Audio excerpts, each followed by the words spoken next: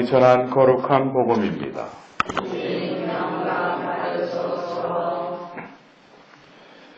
그때 예수님께서 유다인들에게 말씀하셨다. 내가 진실로 너희에게 말한다. 내 말을 지키는 이는 영원히 죽음을 보지 않을 것이다.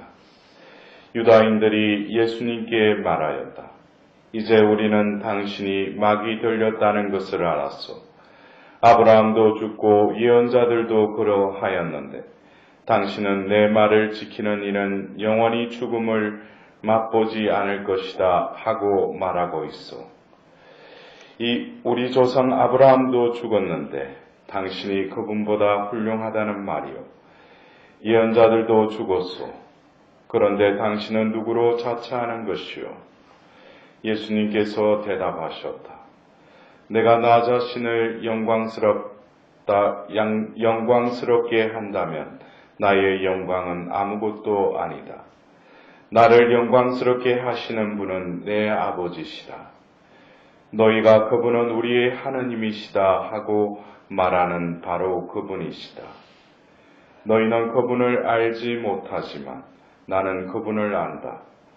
내가 그분을 알지 못한다고 말하면 나도 너희와 같은 거짓말쟁이가 될 것이다. 그러나 나는 그분을 알고 또 그분의 말씀을 지킨다. 너희 조상 아브라함은 나의 날을 보리라고 즐거워하였다. 그리고 그것을 보고 기뻐하였다. 유다인들이 예수님께 말하였다. 당신은 아직 50살도 되지 않았는데 아브라함을 보았다는 말이요. 예수님께서 그들에게 이르셨다. 내가 진실로 너희에게 말한다. 나는 아브라함이 태어나기 전부터 있었다. 그러자 그들은 돌을 들어 예수님께 던지려고 하였다. 그러나 예수님께서는 몸을 숨겨 성전 밖으로 나가셨다. 주님의 말씀입니다. 그리스도님 찬양합니다. 2000년 전에 이제 예수님께서 자신이 살아서는 이제 마지막 접하게 될 그 파스카 축제일을 맞이하기 위해서 이제 예루살렘에 머무르는 동안 그 유다인들에게 이런저런 말씀을 하시는데 유다인들도 못 알아듣지만 우리 역시 예수님이 이런 말씀을 하시면은 예수님이 진정 하나님이 보내신 그 메시아라는 것을 우리가 믿지 않는다면 이 말씀은 어떻게 보면 허무맹랑한 말이죠. 왜냐하면 아브라함이 태어나기 전부터 있었다는 말이나 내 말을 지키는 이는 영원히 죽음을 보지 않을 것이다. 이것은 어떤 하느님이시기니까 이 말씀을 할 수 있는 거예요. 하느님 신이니까. 그러나 신이 인간의 형상으로 자신들 앞에 있는데 그분이 하는 말을 보고 그것을 믿기라는 것은 그렇게 쉽지가 않죠. 우리가 하나님을 안다, 또 예수님을 또 주님으로 믿는다. 이것은 우리가 어떤 이성적인 접근이나 어떤 논리적으로는 이해하지 못하는 게 너무나 많다는 거죠. 그러나 우리가 다 이해한다고 해서 그 사람이 예수님을 많이 믿고 모른다고 해서 적게 믿는 게 아니죠. 그건 역시 뭐예요? 하느님이 이 믿음이라는 거, 또 알미라는 거, 하느님을 알 수 있는 것은 하느님이 각 사람에게 은총을 베풀어 주실 때 그 은총으로 말미암아서 내가 깨달을 뿐이지 내가 안다는 거하고 신앙의 차원에서 안다는 것은 틀린 거예요. 예? 우리가 파우스티나 여기를 이렇게 읽어보면은 파우스티나 성녀가 교육 수준이 초등학교 중퇴잖아요. 예? 근데 그분이 이렇게 일기에 적은 내용을 보면은 공부를 많이 한 신학자들도 보면 어떻게 이런 걸 적을 수 있느냐 이거예요. 모든 것이 완전하다는 거죠. 예? 우리가 하나님을 안다는 것이 내 딴에는 뭘 이렇게 많이 내가 또 노력도 해야 되지만 하나님이 나에게 당신을 드러내 주시면 드러내 줄수록 내가 깨닫지 못하는 그 세계로 나도 들어가게 되는 거예요. 그래서 그 신비의 세계라는 것은 우리가 다 말할 수가 없죠. 어떤 사람이 신학 박사인 그 사제는 그 어떤 지식적인 면에서 많이 알죠. 그런데 어떤 배우지 못한 어떤 할머니가 하나님에 대해서 이야기를 하는데 무시해서는 안 되죠. 왜냐하면 그분에게도 하나님이 당신을 드러내 주셨기 때문에. 우리가 그래서 이 예수님의 이 말씀을 들을 때 머리로 자꾸 이거를 저 사람이 뭔데 저런 말을 하는가 이래 되면은 혼란에 빠져요. 그냥 받아들여야 돼요. 예수님으로부터 나온 말씀이니까. 근데 우리가 오늘 일독서를 통해서 아브라함과 하나님의 그 장면을 보았죠. 그러면서 아브라함에게 이제 계약을 맺겠다고, 그러면서 이제 너는 더 이상 아브라함이라 불리지 않고 아브라함으로 불릴 것이다 하시면서 하나님께서 그 계약을 맺으시면서 그들에게 하나님이 되어주겠다라고 말씀하십니다. 우리가 이 성경의 그 전체를 볼 때 오늘 우리 이 전례에도 입당송에도 새 계약의 중개자이신 그리스도 돌아가시어 새 계약의 중개자이시라는 거죠. 그래서 우리가 그 구약은 뭡니까? 옛 계약이죠.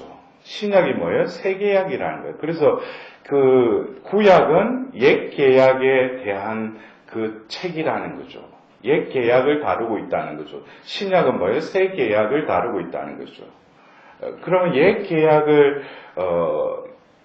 계약, 새 계약, 이 계약을 떠나서 하나님이 왜 계약을 맺으시려고 했는가? 이것은 성경의 어떤 그 창세기부터 우리는 그것을 이렇게 거슬러 올라가 봐야 돼요.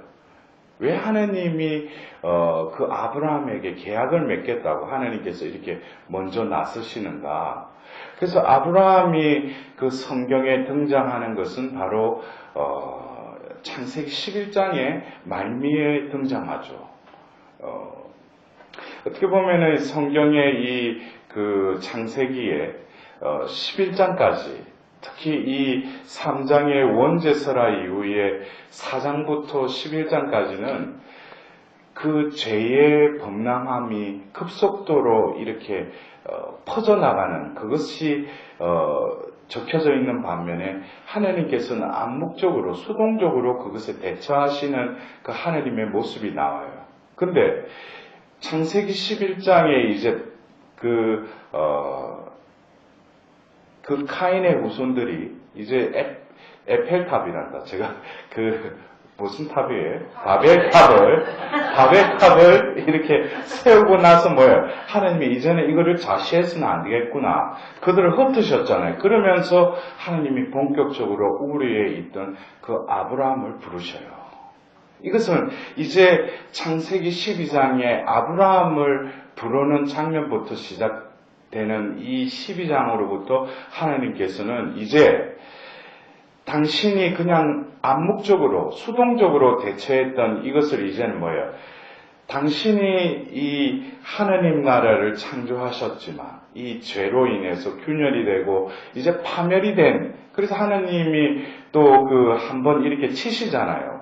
누구를 통해서? 노아를 통해서 그 홍수 사건을 통해서 한번 치시면서 이제 다시는 이런 일이 없겠다 하면서 하나님 후회하셨다라고 나오잖아요.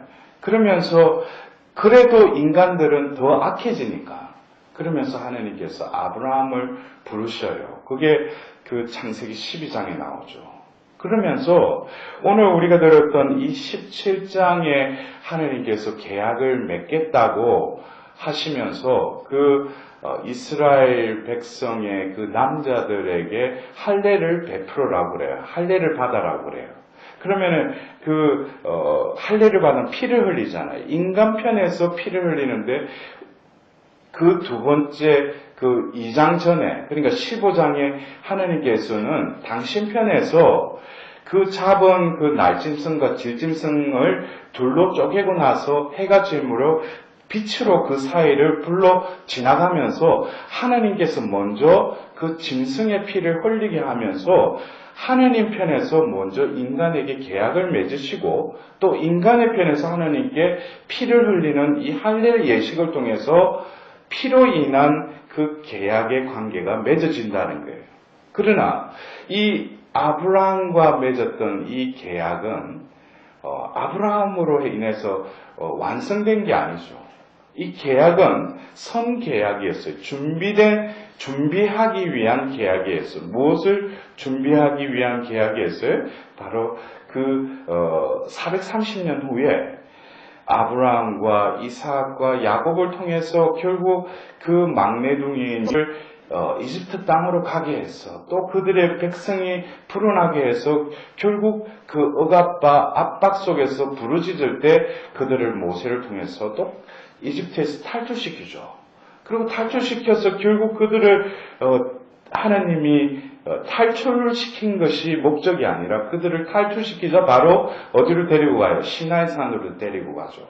그러면서 거기서 이제 본격적인 계약을 맺으셔요. 그래서 이 아브라함과 맺은 이 계약은 바로 탈출기 19장으로부터 24장에 걸쳐서 나오는 그 계약을 미리 하나님께서 아브라함을 통해서 맺으신다는 거예요. 이것은 어떤 면에서 개인적인 차원인 것 같지만은 그 안에는 뭐예요? 하나님은 바로 이스라엘 백성들 계약을 맺을 그 준비를 이미 아브라함을 통해서 맺으셨다는 거죠. 근데 우리가 구약에 이 아브라함으로부터 하나님께서 계약을 맺으시고 결국 시나이산에서 완성을 하시는 이 여정이 구약의 어떤 과정이라면 그렇다면은 이 아브라함이 믿는 이들의 조상으로서 창세기 12장에 불림을 받고 15장과 17장에 그 계약을 맺고 나서 어떻게 해요?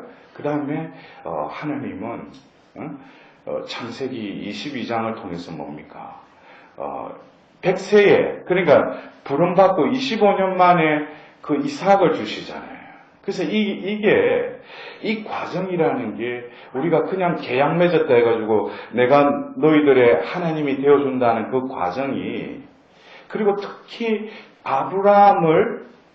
아브라함이 되게 만민의 아버지가 되게 해주겠다고 그랬죠. 너를 이제 아브라함으로 부르겠다 이거죠. 이거는 어떤 면에서 자신의 그 이름이기도 하지만 사명이기도 해요.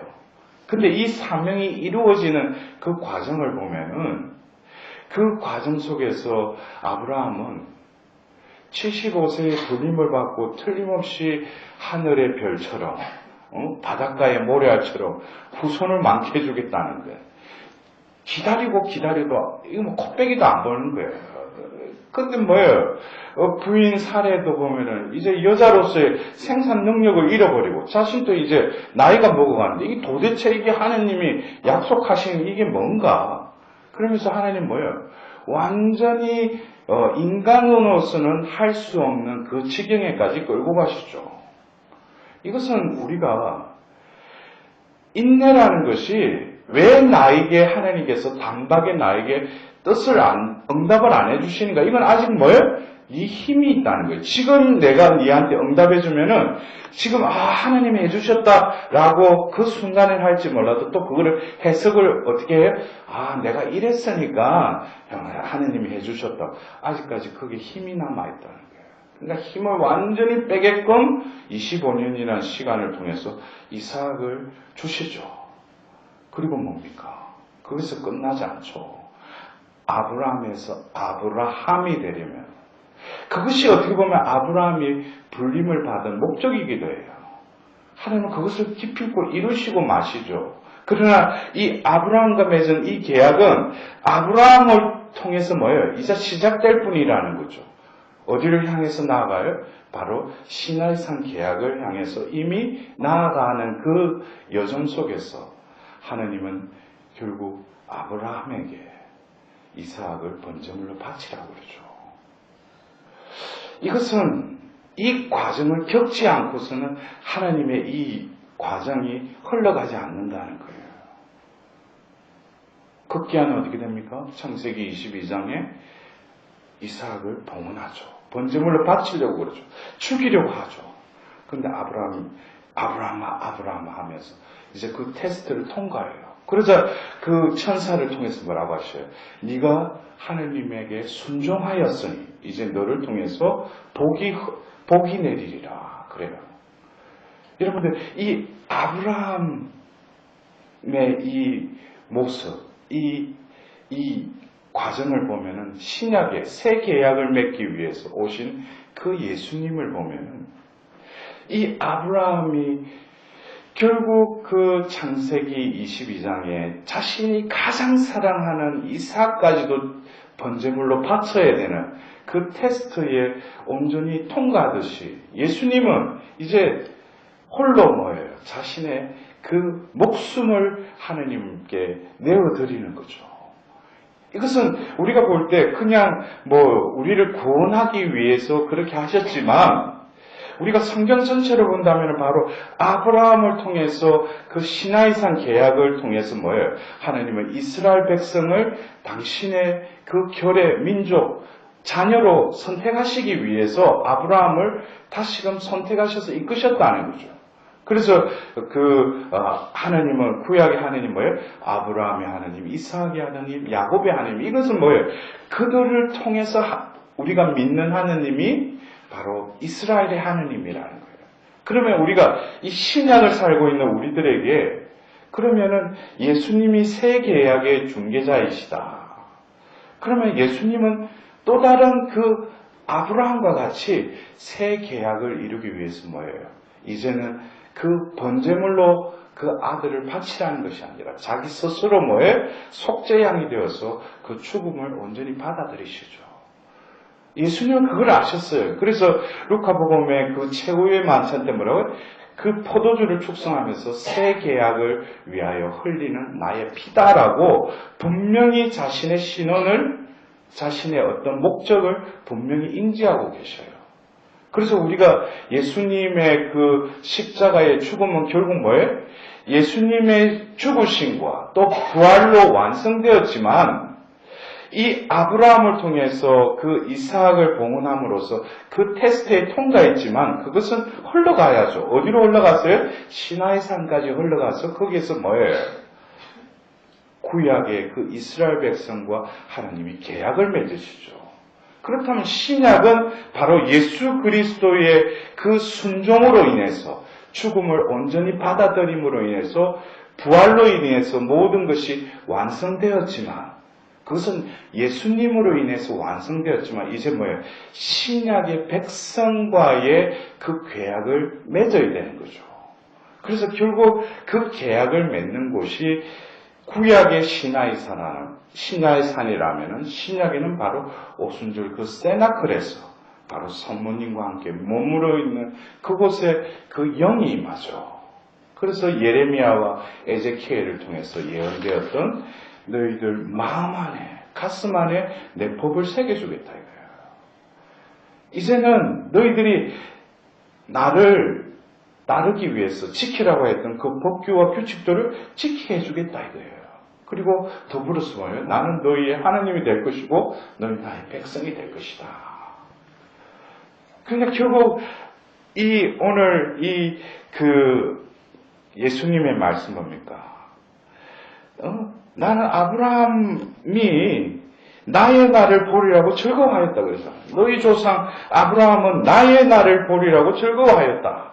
그리고 그것을 보고 기뻐하였다. 아브라함도 뭐예요? 하늘나라에 있으면서 자신의 어떤 소명을 다하고 하나님의 이 구원 계획은 구약은 뭡니까? 그 소수민족인 그 유목민인 이스라엘 백성을 하나님이 견본으로 그들을 통해서 온 세상을 구원하기 위해서 그들을 이끄시는 하나님으로 계시된 것이 뭐예요? 구약의 하나님이었다면 이제 신약의 하나님 뭐예요? 이제 이스라엘 백성이 아니라 이방인이든 유다인이든 모든 인류가 뭐예요? 이 새 계약의 백성으로 삼기 위해서 하나님 아드님이 오셔서 몸소 십자가에 못 박혀 죽으셨다는 거예요. 그래서 그 에페소서에서도 뭐랍니까? 예수님의 이 그 십자가 사건, 예수님의 어떤 이 희생제사로 뭐예요?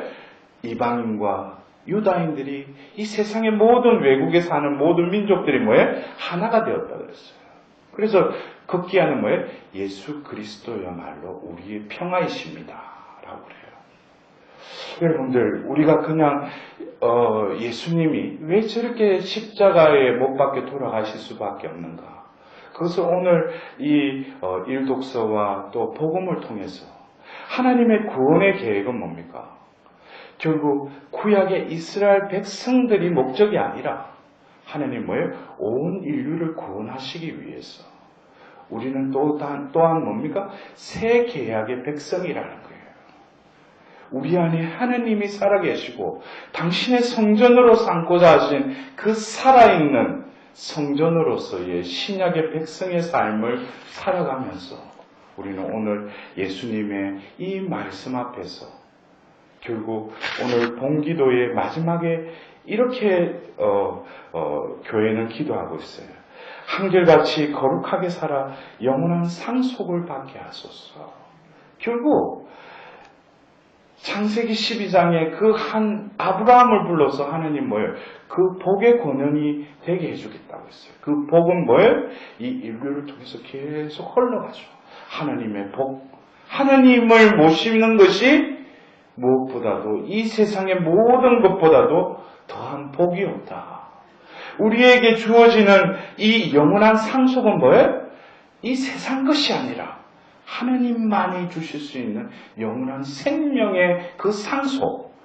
우리는 다시금 뭐예요? 내가 왜 신앙생활 하는가? 뭐 아브라함, 뭐 예수님, 그거 나와 뭔 상관이 있나? 그게 뭐예요? 다 쫄려서 흘러가면서 뭐예요? 어느 시점이 되어서 하나님은 나를 부르셨다는 거예요. 그러면은 우리도 역시 뭐예요? 바로 복의 통로가 되려면은 구약의 그 아브라함과 같이 우리도 아브라함이 되려면 그래서 우리는 뭐예요? 내 개인으로 살아가지만 하나님은 또한 공인으로 우리를 부르셨다는 거예요. 그래서 하나님 자녀가 되게 해주셨다는 거예요. 내 것만, 내 바라는 것만 찾아와서 하나님께 바라는 것이 아니라 나를 통해서 내 일생을 통해서 이루고자 하시는 또 다른 계획을 뭐예요? 또 다른 아브라함이 되어서 나에게 가장 소중한 것을 하나님께 바칠 수 있는 또 다른 아브라함이 될 때 더불어서 뭐예요?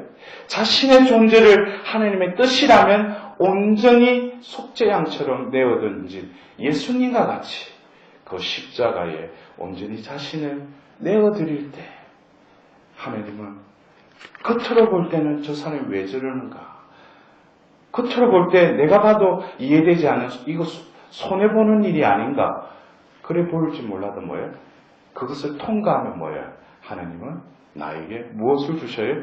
영원한 상속을 해주신다는 거예요. 여러분들, 이 세상에 눈에 보이는 것이 아니라 나에게 마련된 내가 상상도 못하는 하나님은 어마어마한 그 상속을 내한테 해주시기를 바라셔요. 눈에 보이는 이것에 그냥 눈물어서 살아가는 것이 아니라 아브라함을 통해서 이어오는 이 믿음의 계열, 믿음의 자손 중에 나를 부르셨다는 자긍심을 가지고 이번 나 얼마 남지 않은 이 사순시기 동안 기필코 이번만은 예수님의 그 죽음에 합할 것이다. 그 죽음에 온전히 일치할 때 어떻게? 예수님을 통해서 다시금 이 새 계약의 백성으로 하나님께서 나를 다시금 정화시켜 주시고 다시 태어나게 해주시면서 부활의 그 자식으로서 부활의 그 상속자로서 나를 축복해 주시리라 믿습니다.